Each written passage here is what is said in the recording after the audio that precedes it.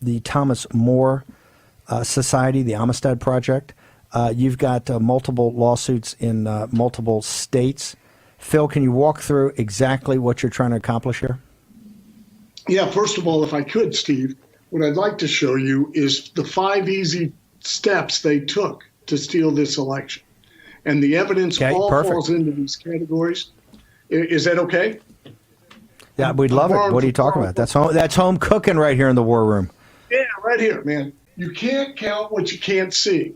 And that what they did is to prevent America from seeing what's happening. First of all, they kicked us out. You know all the evidence about kicking Republicans out of the room, out of the ability to monitor the count. And they also use these machines, and you can't see inside the machine. You've got to have the logs to know what's going on inside the machine. They won't let us have the logs. So we can't count what we can't see. They can't steal what they can't find. And so what they've done is through third-party contracts, they have made our election rolls vulnerable, giving others the right to enter data for registered voters. And you know how that works. If I have an interface with the state system, I can collect all kinds of data to create voters that I want to create. So you can't steal what you can't find. Additionally, with that, they created these Zucker boxes and the breaks of the chain of custody that Patrick Colbeck was just speaking about.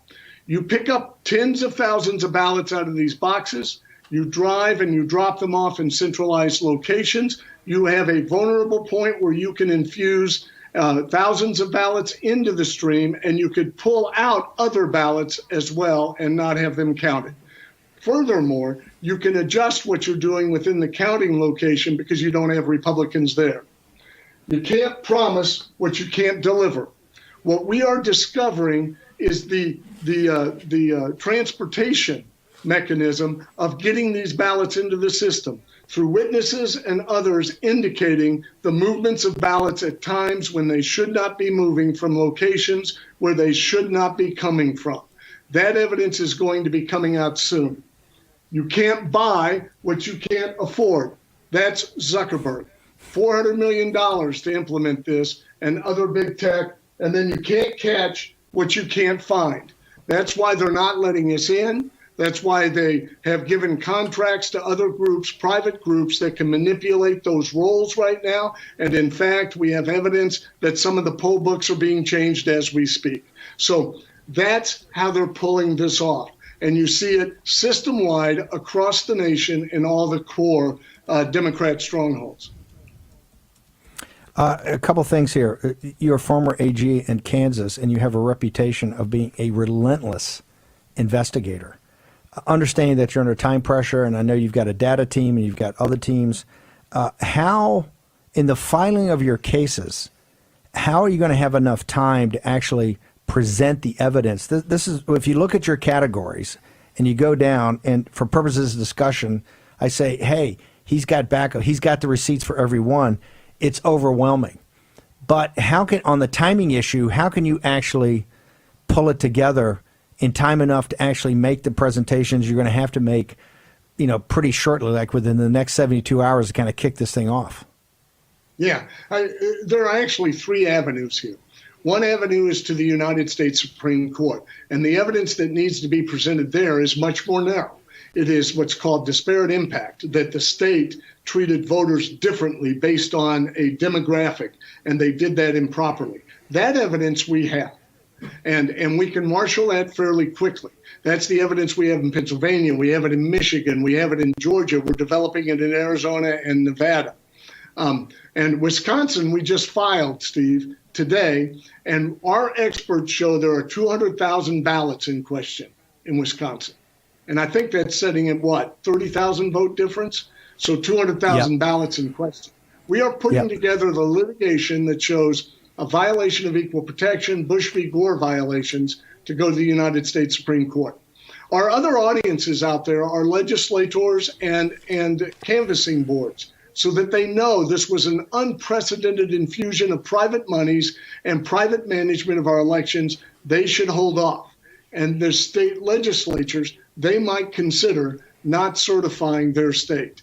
And then our last effort is to preserve the evidence so we make sure this does not happen again. So in other words, we're not stopping. I know the time frame is short for this presidential election, but we're not stopping. We're going to get at the truth. Let me go back, for instance, on the second one, which is the canvassing boards, the executive branch, and the state legislatures.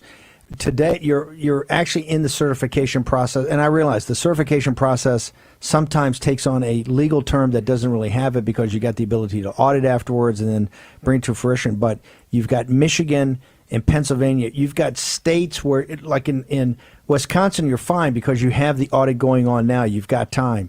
In Michigan, you're having this fracas right now with the certification. In Pennsylvania, you're having it today and tomorrow.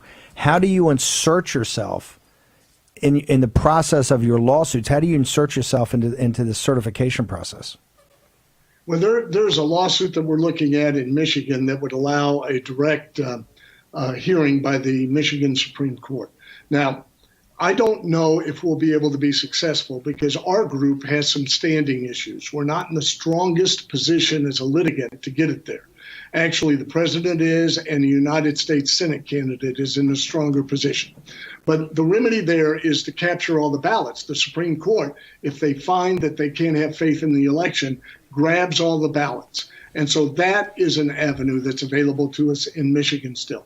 The Michigan legislature doesn't have to abide by what the State Board of Canvassers does. They could seat their own electors. That's another way that Michigan can still be changed. I would say those are long odds, but I would say that that still exists as a possibility under law. Pennsylvania, it's similar. State Board of Canvassers, if they certify this election, the Pennsylvania legislature can, in a joint session, decide to investigate and also review and delay. So we're hoping that both legislatures will do that. And if we present evidence, they will consider not certifying the election. So those avenues are still open under law. But of course, the door is closing, as you can see. Yeah, Phill, can you hang on 1 second? I'm going to take a short commercial break, pay some bills.